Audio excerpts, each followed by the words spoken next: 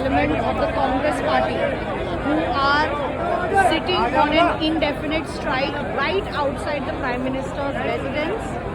And Rahul Gandhi just said that he will sit in indefinitely. Complete chaos outside the Prime Minister's residence right now, as slowly the police is trying to move the members of parliament from the Congress party and to detain them.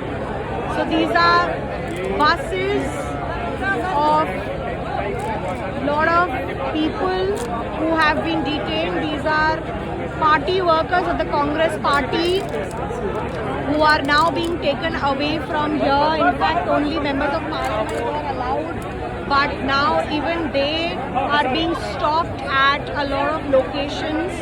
As you can see, it's completely chaotic, the scenes out here. People are being pushed and shoved inside buses. Rahul Gandhi did an indefinite sitting because he wanted to protest against the violence and the lathi charge that happened on the children, on the Gen Z protesters yesterday. But of course the government has remained silent. You can see how people are being dragged away and taken away by the police. This is a high security area. Nobody is allowed here, but Rahul Gandhi, being the senior most leader of the senior most party, the oldest party, largest opposition party in India,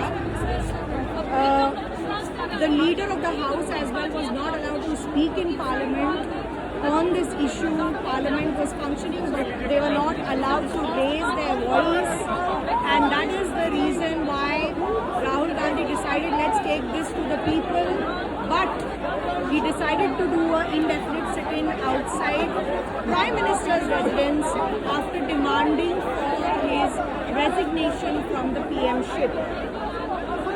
So clearly, scenes getting very tense every moment, each passing moment. And Rahul Gandhi remains under a very strict cordon of 4-layer police security, where even cameras can't reach him properly, reporters can't speak to him, the police is not allowing any journalists to come inside and speak to him, put a camera to him.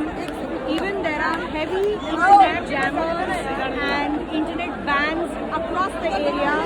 If you record something